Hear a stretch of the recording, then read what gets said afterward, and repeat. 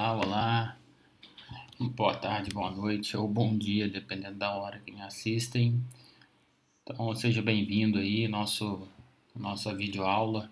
A gente começou a ter as aulas e já teve o problema aí do coronavírus, né, da pandemia, e tivemos que dar uma parada aí. Espero que estejam todos bem.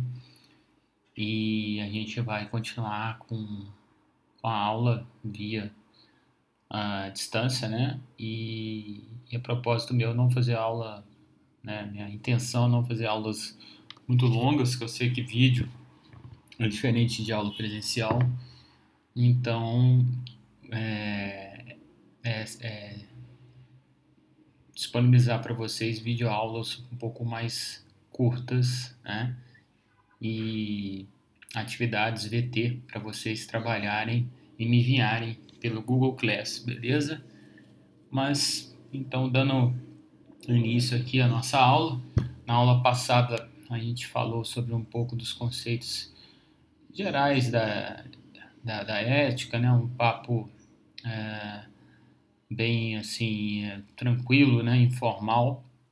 Mas hoje a gente vai entrando, né? Mais especificamente nos conceitos, digamos, acadêmicos, né? Técnicos em relação à ética profissional, tá? Então, a gente vai conversar sobre a introdução, tá? E geral e a primeira concepção da ética. Beleza? Então, peguem um caderno, façam as suas anotações.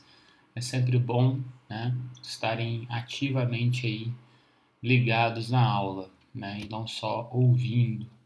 Então, tentem ficarem bem ativos durante essa aula. Então, pessoal,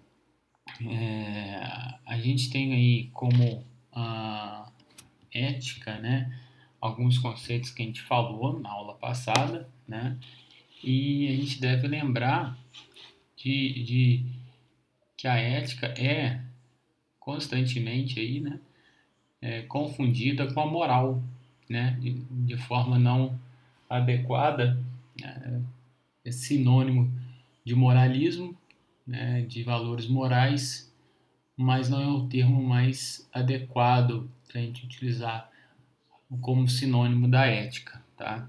O que devemos aceitar como ética, né, por vezes também designada como moral, né, mas a gente precisa entender que no ramo da filosofia é considerado como ciência, também é milenar, né, desde os trabalhos de Pitágoras, mais ou menos 6 séculos antes de Cristo, né? E se agasalha em manifestações diversas, né, em fragmentos que chegaram através de nós, né, para as escrituras, né, em obras específicas de Aristóteles, né? Então, pessoal, a gente tem desde a Grécia Antiga, na verdade, foi o grande celeiro aí dos valores éticos, de conceitos da sociedade que a gente tem hoje, né? E falando no sentido bem amplo da ética, a ética tem sido entendida aí como a ciência da conduta humana, né, perante os seus semelhantes, né? Então, nada mais é a conduta que nós temos com nós mesmos e com nossos semelhantes, né, com as outras pessoas, né? Então, a relação dessa conduta que eu tenho comigo mesmo e com o outro é entendido como ética, né? E também o que eu faço quando ninguém está vendo, né? Só faço certo quando alguém está olhando e quando ninguém está olhando eu não faço o correto.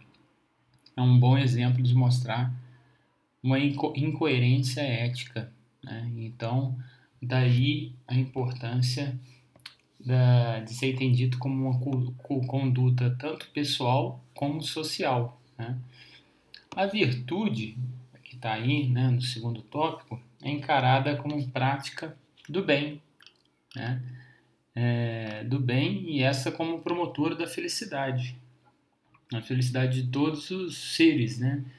Principalmente os seres humanos, né? No budismo tem essa prática, né, espiritual, né? Que tudo que você faz, você pensa, você ora, é para o bem de você e de todos os seres, né? O budismo tem uma carga filosófica, moralista, ética muito grande. É uma religião muito rica na ciência da ética e dos conceitos morais, pessoais e da sociedade, né? Quem não conhece, eu recomendo, né, tentar ler sobre o budismo, que é uma religião, uma filosofia muito interessante. Então, a virtude ela é a prática do bem, né, para promover a felicidade no indivíduo e em todos os seres, coletivamente. Mas também avalia o desempenho, né, humano em relação às normas comportamentais pertinentes, né?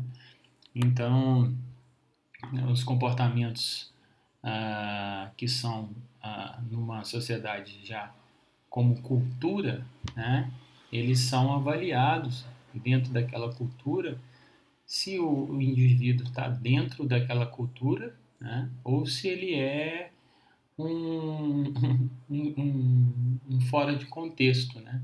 Por isso que não tem como dissociar os valores morais de um indivíduo para o resto da sociedade. No final dessa aula a gente vai falar do relativismo, que ultimamente é muito forte, né? Que gera certos problemas, polarizações políticas e entre outras, né? Que agrava aí para questões até de preconceitos também. Então é importante a gente ver que a conduta humana e a ética, ela tem esse casamento entre o ser e a sociedade, né? Então a virtude, que é uma prática do bem, né?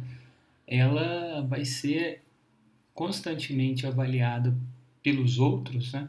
Quando a gente sempre pensa, não liga para os outros estar pensando. Eu acho que eu comentei isso em sala de aula. Uma boa parte das coisas a gente não tem que ligar mesmo que os outros estão pensando de nós, né? Se a gente ligar, a gente está entregando a nossa paz para o outro, né? Talvez a maior parte das vezes nós temos que ignorar isso, né? E ter consciência tranquila do que realmente quem você é e não tentar agradar a todos, né? Ou se preocupar com tudo que falam de você. Porém, é importante você preservar primeiro a sua imagem, tanto pessoal, né, em certas situações, como indivíduo, né, mas principalmente como profissional nessa disciplina, como a gente está falando de ética profissional, né, e a gente já conversou informalmente várias questões, exemplos que nós temos no dia a dia. A gente tem que lembrar que algumas situações a gente tem que pensar assim no que o outro vai pensar, né? Questões morais como familiares, né? O que minha mãe vai pensar, né? O que meu pai vai pensar dessa conduta minha aqui? O que meu professor vai pensar, né? Então, pessoas de referência, né? Sempre pessoas do seu vínculo social estarão avaliando a sua conduta, né, e seu desempenho com as suas virtudes, se estão de acordo com as virtudes da sociedade em geral. Claro que existe aí uma flexibilização atualmente em relação a isso, mas no passado não existia, né? Então, o indivíduo que saía muito fora da virtude da sociedade ou da família, que é uma célula do Estado, né? Família representa uma célula do Estado. uma analogia interessante de a gente pensar. O Estado é o organismo como um todo, é o corpo humano. O corpo humano é o Estado, é um país, né? E a célula humana seria a família. Então, a unidade de cada Estado é a família. Por isso que é interessante, se faz necessário estudar conceitos de ética e moral desde a infância, como a gente teve nos anos 80 no Brasil, né? A gente teve a disciplina de ética. Cadê a caneta? Quem de vocês já ouviram falar na disciplina ética e civil? Como era? Moral, agora me fugiu o nome aqui, me deu um branco. Moral e cívica. Moral e cívica. O nome da disciplina, que era até nos final dos anos 80, era uma disciplina obrigatória no ensino médio das escolas públicas, de todas as escolas do Brasil, né, que era passar questões de valores, princípios morais e éticos para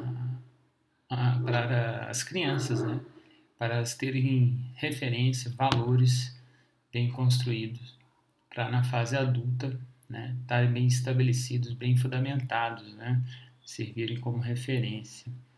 Depois dos anos 90, a gente vê que a saída dessas disciplinas de moral e cívica, de filosofia também, né? Filosofia e da própria ética.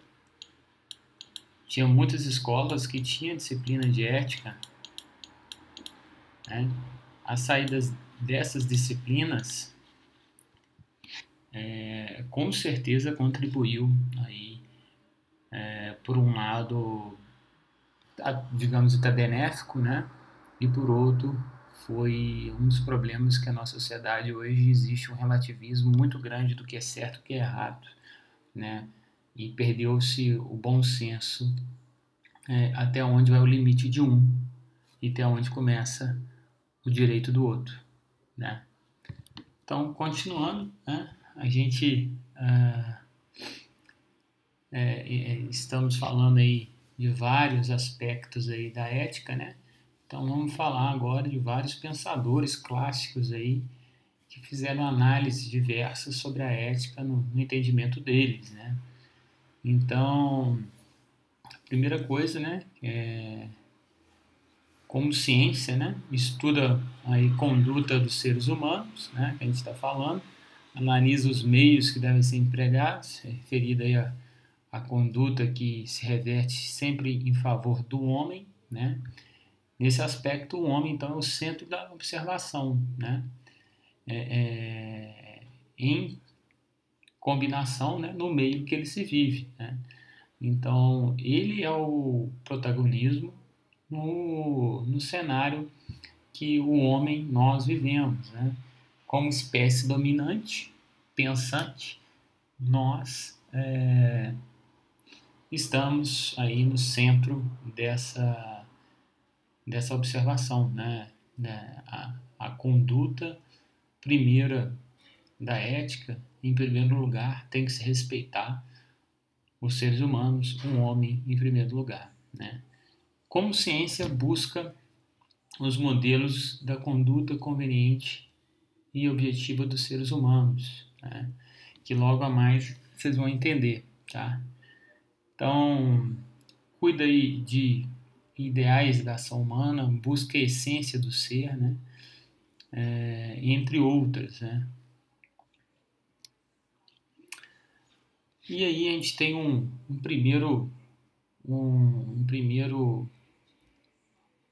autor, né, muito importante no campo da moralidade e da base da ética, tá?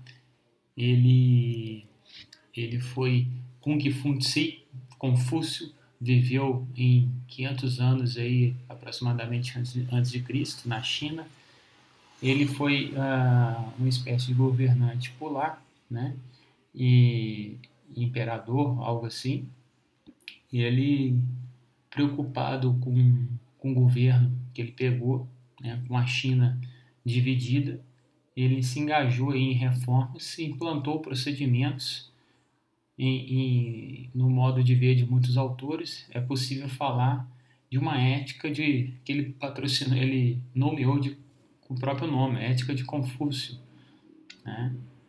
E essa ética estabeleceu dois valores aí, dois pilares que a gente pode chamar para essa nova sociedade, nesse novo governo que ele estava propondo na China, para unificar a China. A base desse novo modelo seria na base do amor, elemento. Ó, as meninas agora devem estar assim. Oh!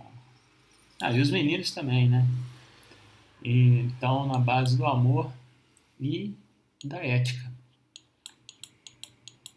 tá? A minha letra não é tão feia assim não, tá, pessoal? Mas é difícil escrever aqui no mouse. Então, ele estabeleceu o amor e a ética como bases, né? Tendo como fundamento principal o respeito ao próximo, tá? Então, o respeito ao próximo.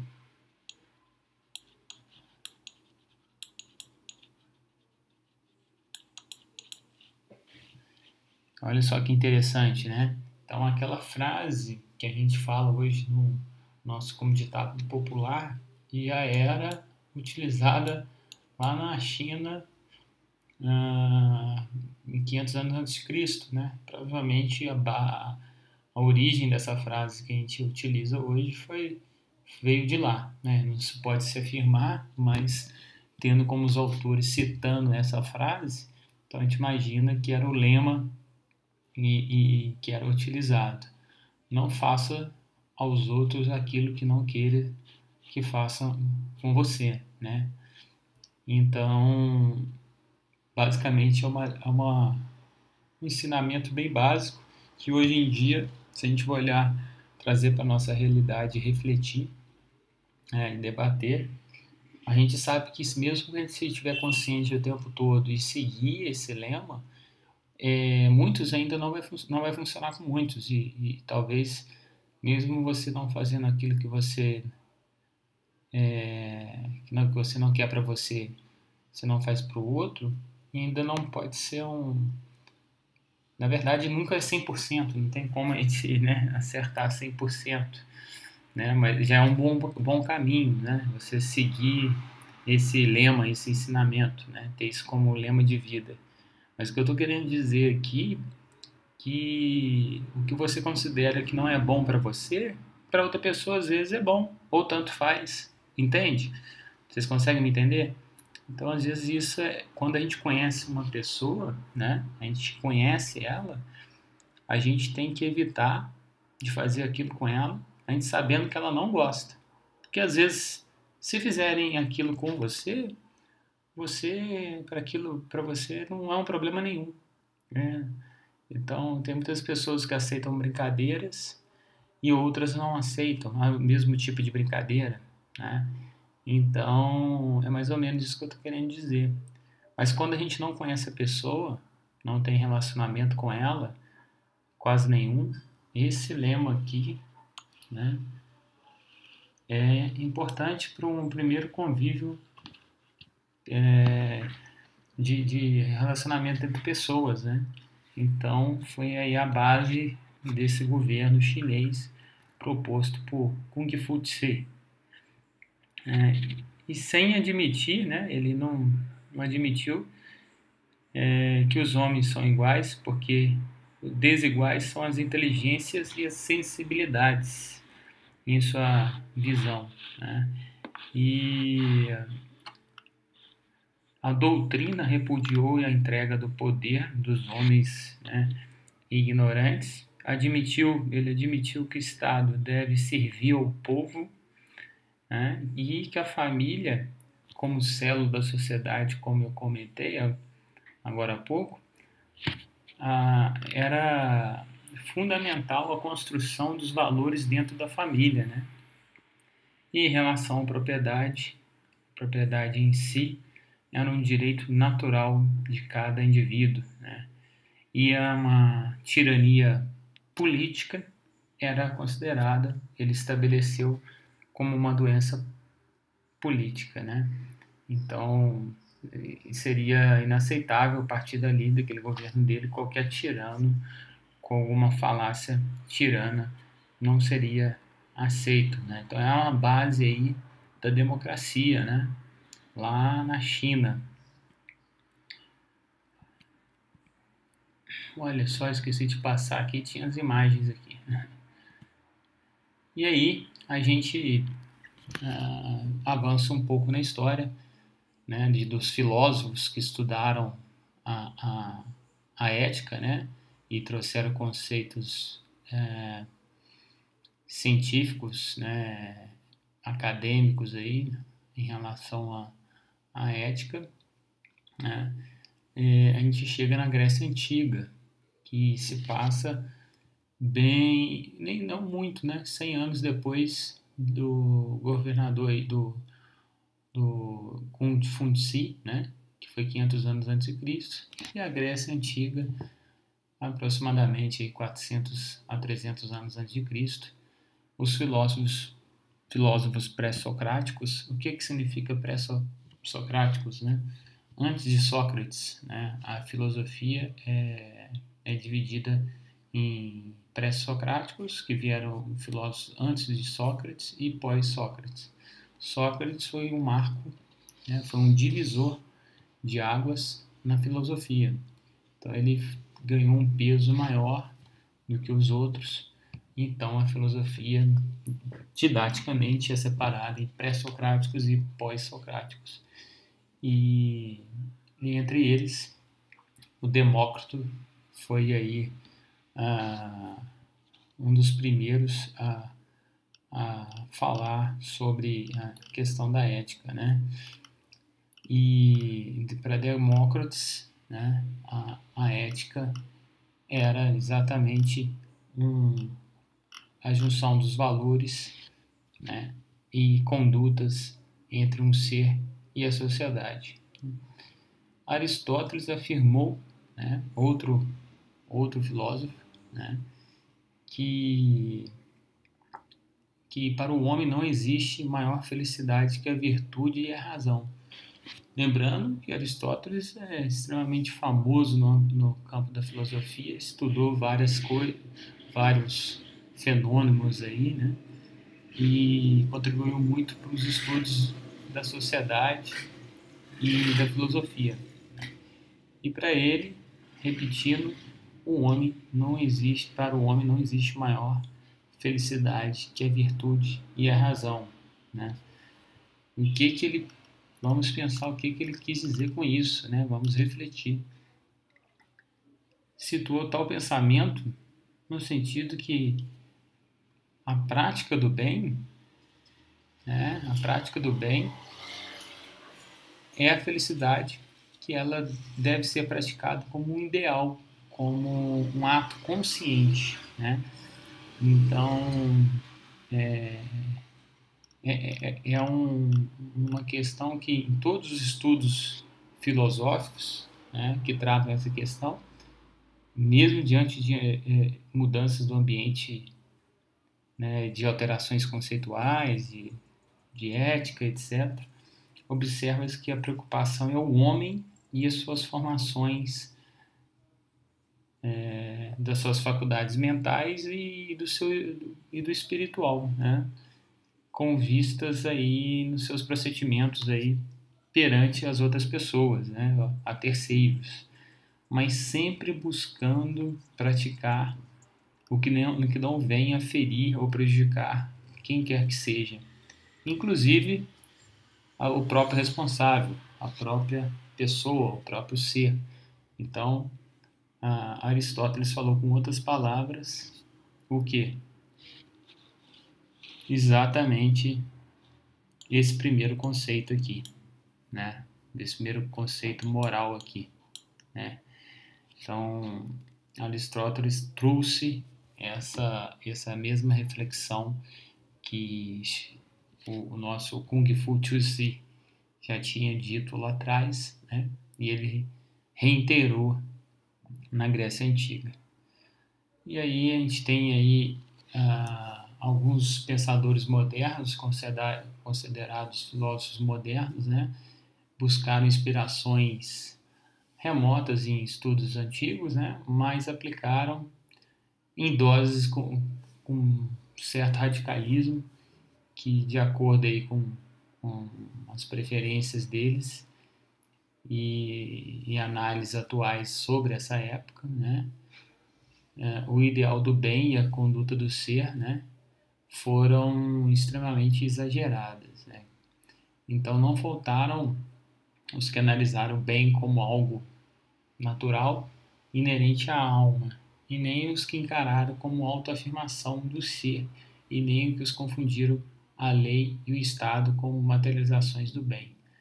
Então, foram tendências aí da época, né, difíceis, mas existem muitos aspectos da filosofia moderna que abordam aí um ou dois alicerces que não conseguiu totalmente modificar em relação aos conceitos clássicos, mas acrescentou aí talvez outros recursos, né, que hoje que dispõe de várias tecnologias das ciências aí, da mente e etc., mas merecem mais profundo respeito em relação aos estudos clássicos aí, né? Então, no pensamento moderno, merecem alguns destaques de alguns filósofos, né, que se dedicaram ao assunto e sobre os quais vamos falar, seguindo não uma ordem cronológica, né, mas uma ordem na importância das ideias dentro da ética, ok? Então, a gente vai falar de uma ética muito importante, que foi conhecida como a ética de Bergson, tá? Um filósofo francês, né? Focou nos estudos morais e éticos aí sobre dois prismas, né? Sobre dois ângulos, que ele nomeou, ele deu o nome de moral fechada, ética moral fechada e ética moral aberta, né? Que a moral fechada, no entender dele, era derivada do instinto, uma preservação da sociedade e que os grupos e os seres vivem, né? Já a moral aberta não é a moral social, mas é humana e pessoal, né? Parece encarnada na figura de santos ou heróis, né? Não é fixa e nem consiste numa pressão, mas é essencialmente progressiva e, digamos, criadora, né? É aberta no sentido de que a vida inteira é proporcionada à felicidade, no amor, proporciona o sentimento de liberdade, isso é muito importante a gente ressaltar, e coincide com o próprio princípio da vida, né? De aproveitar a vida, porque ela é curta, né? Então procede de uma emoção profunda. E ele, dentro desse contexto da ética, ele pregou uma posição da consciência na prática comportamental, né? Que está aqui no segundo tópico, para vocês depois poderem ler e estudarem para fazer o VT. É extremamente importante no sentido que afirmou que toda consciência é a junção aí da memória, né? Conservação de experiências, acúmulo de experiências do passado e no presente atual, mas a consciência também é a capacidade de antecipar o futuro, né? Não é à toa que a gente tem aquela sensação de instinto, né? Isso explica, em parte, ou em boa parte, na visão de Bergson, a consciência comportamental, né? E é muito complexo, muito difícil de entender. Não leia 2, 3 vezes que vocês vão absorvendo. Às vezes é difícil entrar de primeira esses conceitos, talvez, é um pouco vago, mas a leitura ajuda muito nesse momento, né? E aí é legal também que o vídeo você pode voltar e ouvir várias vezes. Mas a importância da consciência é extremamente interessante, porque a gente sabe que a consciência ela é acima da nossa mente, né? E hoje os estudos falam isso. E naquela época ele, ele teve essa percepção, né, como filósofo, e refletiu e debateu isso e escreveu sobre isso, né? Observava que num comportamento em massa e no indivíduo, a consciência então tinha questões de memórias passadas, do presente e a capacidade de antecipar, né, a eventos futuros, né? Então a mente nada mais são os pensamentos, né, que estão abaixo da consciência. Isso é interessante para a gente entender o que ele coloca de condição futura, né? Ele explicou que a condição futura, na mesma ocasião, afirmando que consideremos, entre aspas aí, né, consideremos a direção do nosso espírito, ou seja, da nossa consciência. Espírito aqui está fazendo sinônimo com a nossa consciência, ok? Então, consideramos a direção do nosso espírito ou da nossa consciência a qualquer momento. Veremos se ele ocupa do que ele é, mas sobretudo em vista do que ele vai ser. O que ele está querendo dizer aqui, pessoal, é que muitas das vezes a gente está consciente do que a gente está pensando? A gente vive no automatismo ou a gente vive 100% no consciente, né? Então, quanto mais consciente nós formos do que a gente ocupa, que a nossa cabeça ocupa, né, a gente vai poder ter maior controle na prática dos nossos comportamentos, né? E aí sim a gente poder mudar a nossa condição futura. Entenderam? Então, isso está tudo relacionado com a ética, né? E são aí mecanismos que explicam como a ética está formulada na nossa mente, na nossa consciência, né? E no nosso cérebro, né? Então, a gente tem aqui outro filósofo que trouxe algumas contribuições no campo da ética e especificamente com a chamada ética do valor, né? Ele denominou como ética do valor, né? E o que seria essa ética do valor, né? Ele e mais outros autores, né, desenvolveram estudos com essa expressão, né, de conceito de valor, que, segundo eles, veio substituir a noção de bem que era predominante dos domínios da ética, né? Então, não se trata, é evidente que não se trata de uma obra daquelas de teorias de ciências, né, e nem de filosofia, né, mas é de algo didático, né, que eu vou falar aqui. Então, sobre os valores éticos, né, no trabalho desse filósofo. Ele concentrou-se no combate de uma ética do bem material, né? Ele propôs que ele considerava que apenas como desejo ou vontade própria, sem que isso possa representar um efeito perante agregados humanos, né? Então, isso foi a base da sociedade americana que a gente vai ver logo já, né? Que ele atribuiu, né, a necessidade de um valor apoiado aos valores bem materiais, né, como valores éticos, né?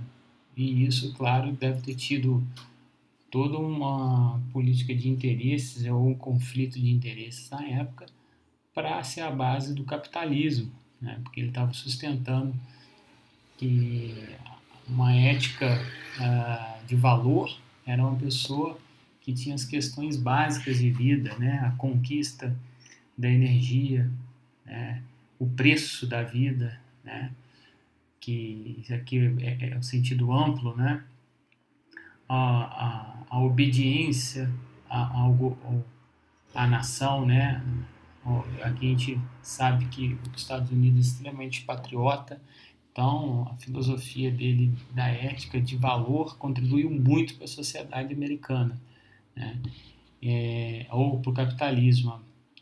Então esses conceitos, esses valores que ele colocou como ética de valor foram extremamente apontados para uma ética de valor. Então, o preço da vida, a obediência, a simplicidade, a guarda interior, a educação heróica, todos os valores americanos aí do American Dream, do sonho americano, ou do que vieram estabelecer o estilo de vida americano. Os começos difíceis, né, de qualquer vida profissional, o esforço e o trabalho, né, o trabalho duro, a fidelidade e a jovialidade, a honra viril. Olha só aí a base do machismo, né? Onde surgiu aí talvez, não surgiu não, né? Onde teve um apoio muito grande, né, pelos filósofos aí, que a honra viril com certeza contribuiu para o machismo da sociedade. O medo, o combate, o espírito de defesa, a bondade reparadora, formas comportamentais que considerou relevantes e faz de maneira a ressaltar em tudo o valor como se deve eleger para a qualidade de vida, né?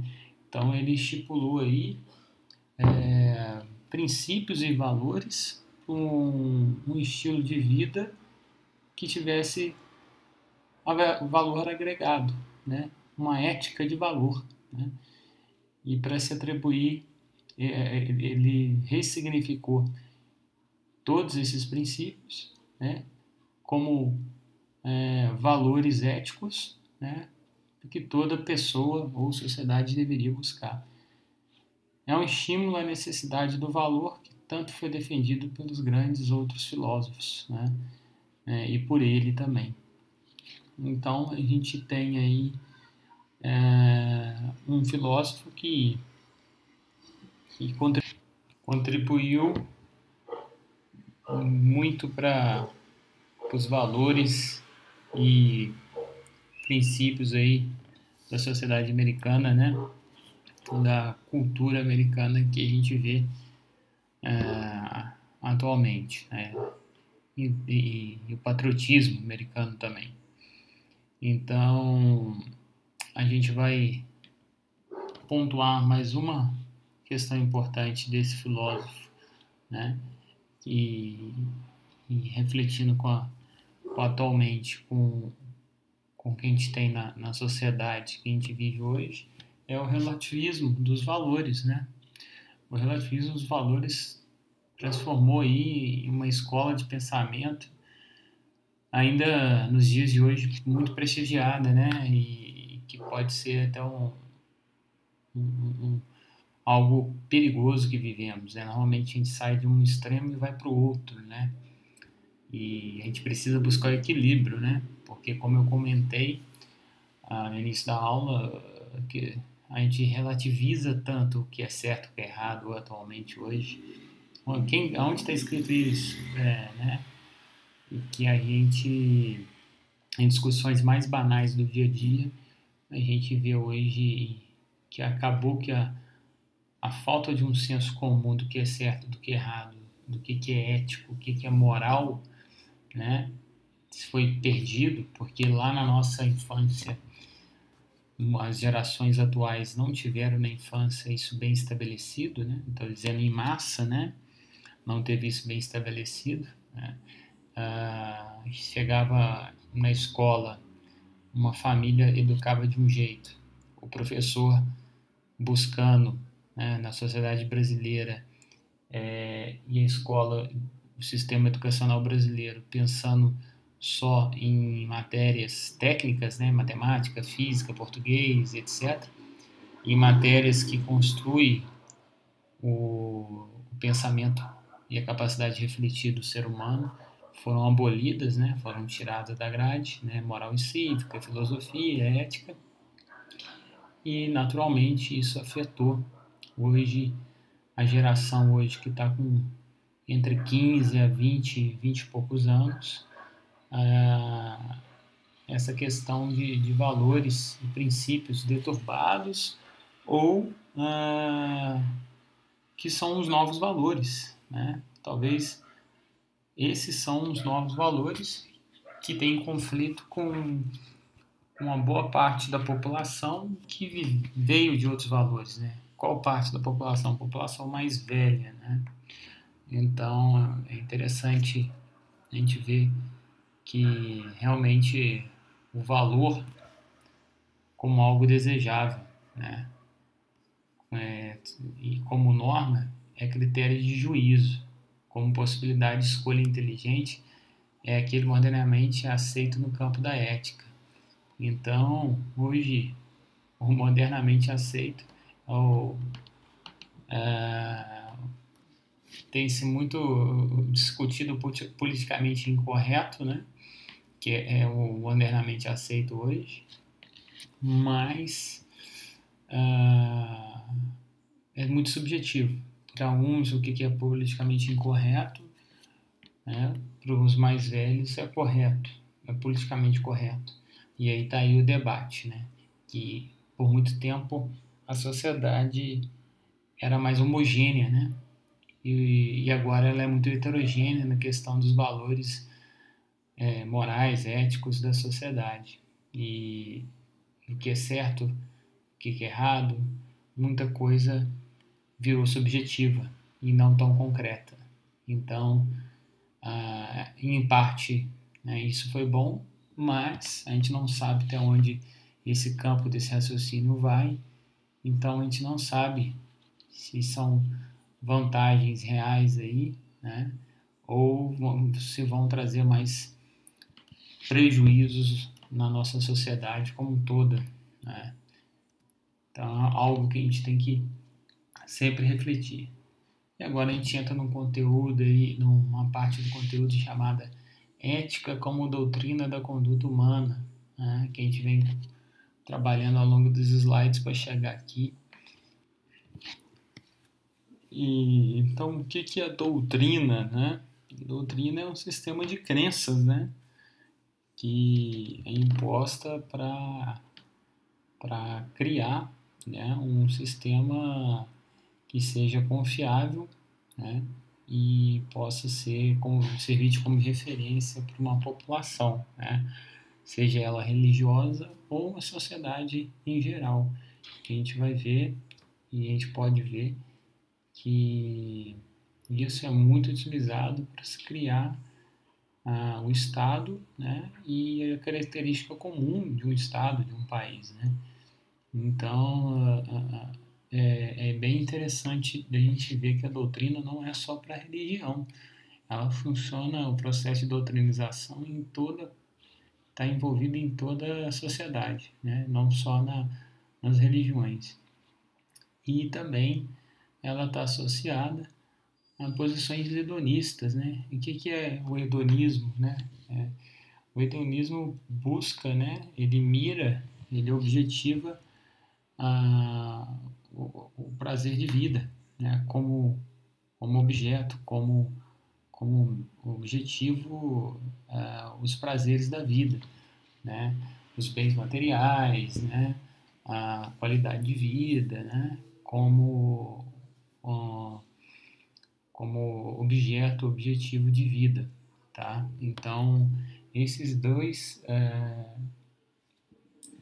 conceitos, né? De doutrina associada à conduta humana e posições hedonistas fizeram parte desses filósofos, né, que estudos através da ética começaram a mostrar que virou, né, um comportamento comum, né, de conduta para as sociedades, que a gente tem como exemplo, principalmente o exemplo do maior potência do mundo, né, que é os Estados Unidos. Os Estados Unidos tem a famosa frase, né, American Dream, o sonho americano, né, que a gente pode ser visto em vários filmes e etc. Essa frase é extremamente famosa, né, que atravessou aí não só não só faz parte da cultura deles, que atravessa e entra na cultura dos outros países, que todo mundo quer viver esse sonho americano.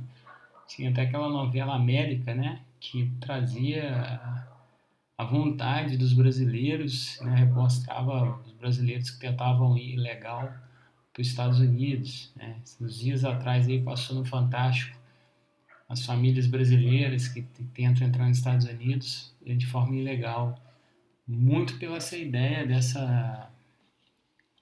dessa concepção que foi criada de sonho americano, né, foi vendida para os próprios americanos, pelos presidentes, né, tudo é muito bem trabalhado, muito bem pensado, né, isso os presidentes que estudavam muito, né, lá atrás criaram essa concepção e funcionou muito para eles, né, criaram valores, né, éticos e morais, né, de sociedade, criaram uma doutrina de sociedade, criaram uma identidade de sociedade que impressionantemente ficou enraizada na cultura deles, né? Então,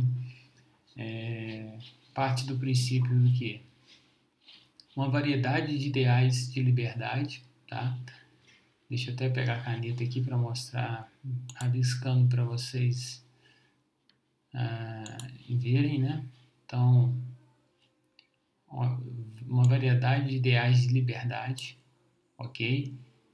Inclui a ideia e a chance para o sucesso e prosperidade e maior mobilidade social para famílias, né, e crianças, alcançadas através do trabalho duro, tá? Trabalho duro. Essa foi a ideia que se vendeu aí nos anos 30, principalmente para os americanos, né? Que através do trabalho duro em uma sociedade ela ultrapassa os obstáculos, né? Ela vive sem obstáculos, ela ressignifica que com trabalho duro, com o tempo, você vai prosperar, vai ter sucesso e, e, e mobilidade social, né? Poder aquisitivo, né? Propriamente dito. Então, eles criaram essa cultura de longo prazo, né? E que eles cultivaram e como sociedade, né? A sociedade se enriqueceu lá por ter criado essa filosofia de vida, né? Essa maneira de ver o trabalho em relação à felicidade, né? Então, na definição que é o sonho americano, por James Adams, em 31, a vida deveria ser melhor e mais rica e mais completa para todos, com oportunidades para todos baseada em suas habilidades ou conquistas, independente da sua classe social ou circunstâncias do nascimento. Então é interessante como que aqui ele bota um marco, né, na história dos Estados Unidos, que nessa época, até os anos 70, final dos anos 70, ainda é um país com muito racismo, mas que a partir daí ele coloca, né, na Constituição e que a partir daí para frente todos são iguais, né, independente da sua classe social ou circunstâncias. Que o sonho americano o sonho americano é para todos, né, para todos os americanos. Então, o sonho americano foi enraizado na Declaração de Independência dos Estados Unidos, que proclamou que todos os homens são iguais, né, com direito à vida, à liberdade, propriedade e busca da felicidade.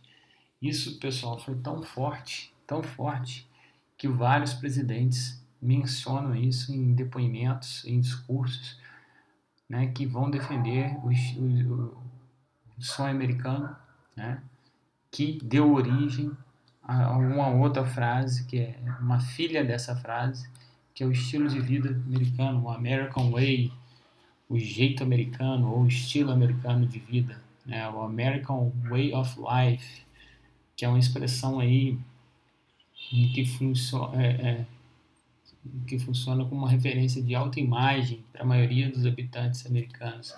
É um orgulho americano que nada mais é que uma expressão patriótica, né, desenvolvida a partir do século XVIII, cuja base é a crença de direitos à vida, à liberdade, à felicidade, como a gente comentou lá na Declaração de Independência, né, no American Way, né, no American Dream, e isso é atribuído ao grande sucesso econômico que os Estados Unidos fez ao longo dos anos, que botou eles como potência mundial até hoje, né?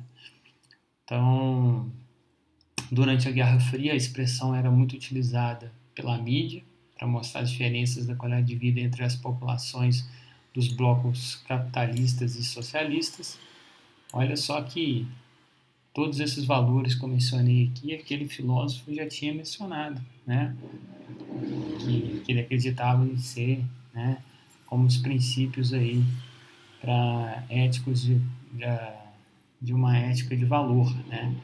Como eu comentei, contribuiu demais para o sistema capitalista e para uma criação, uma identificação de uma sociedade, né, que criou aí o American Way e anteriormente o American Way e o American Dream, né? E naquela época, né, da Guerra Fria, a cultura popular americana abraçava a ideia que qualquer indivíduo, independente das suas circunstâncias no passado, poderia aumentar significativamente sua qualidade de vida no futuro, através da determinação e do trabalho duro.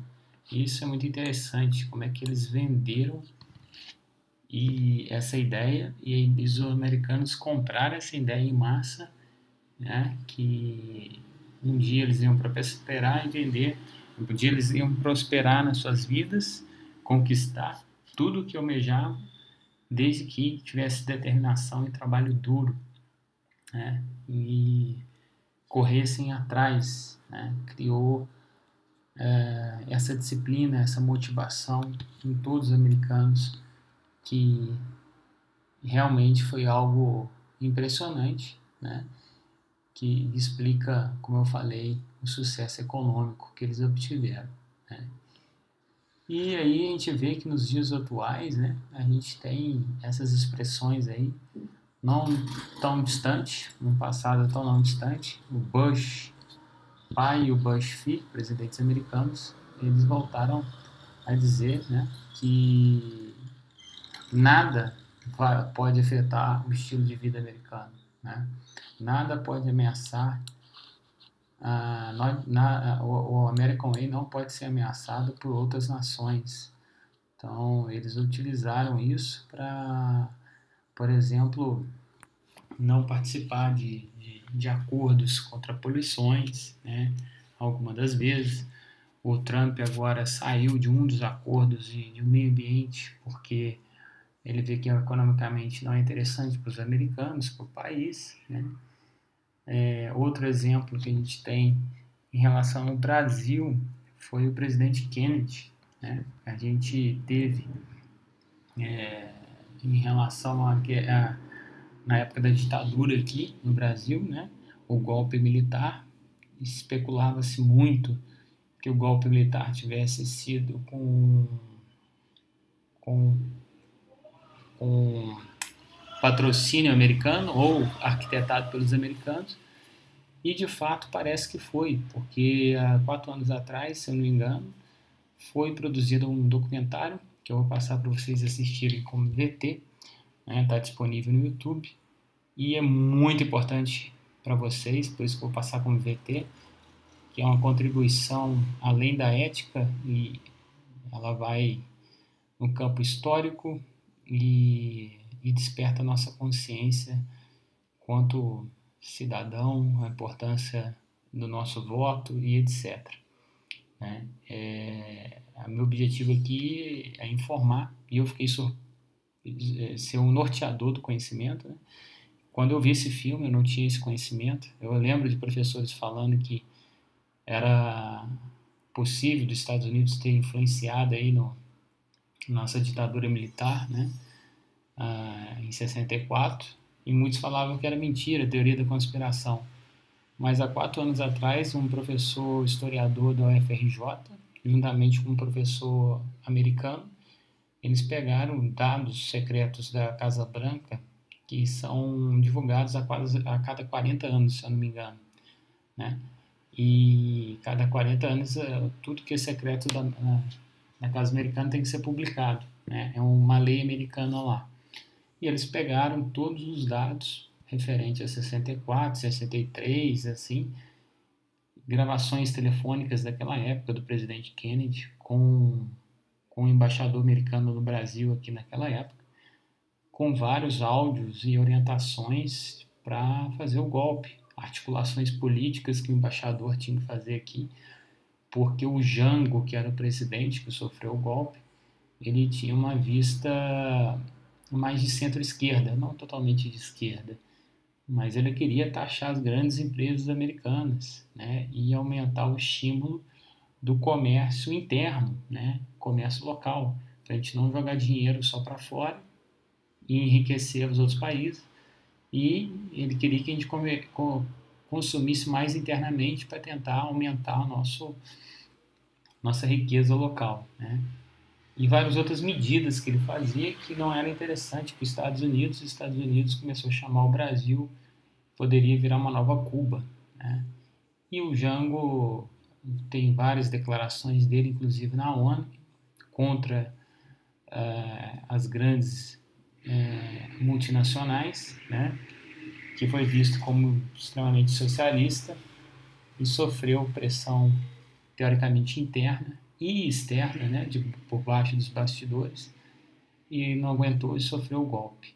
E, curiosamente, pessoal, para encerrar, tem o nome de Juiz de Fora nos documentos da Casa Branca, nesse documentário, que eu quero que vocês assistam para fazer um VT, que eu vou explicar para vocês depois como vai ser.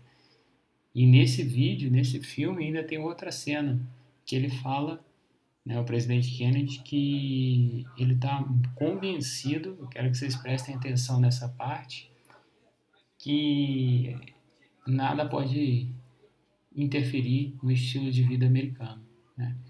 Então, por que tudo disso? O que tem relação com a disciplina? Né? A ética como uma doutrina da conduta humana, né? Quando aquele filósofo falou aqui atrás, ó, ética de valor, ressignificou valores éticos, né?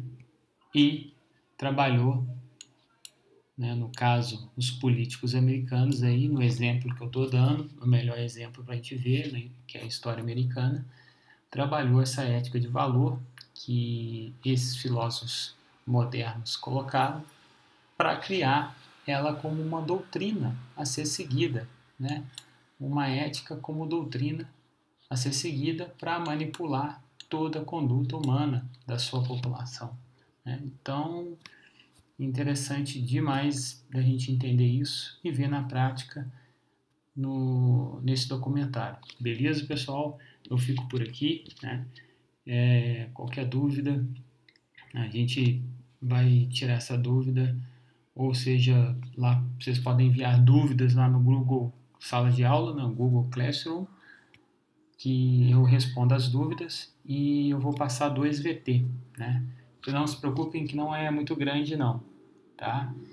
E são perguntas que vão ser relacionadas ao filme, esse é um VT, e o outro, né, relacionados a esse conteúdo aqui que vocês vão poder consultar para fazer, né? Que está nos slides aqui, beleza? Então, um abraço, foi um prazer e até a próxima. Se cuidem, fiquem com Deus.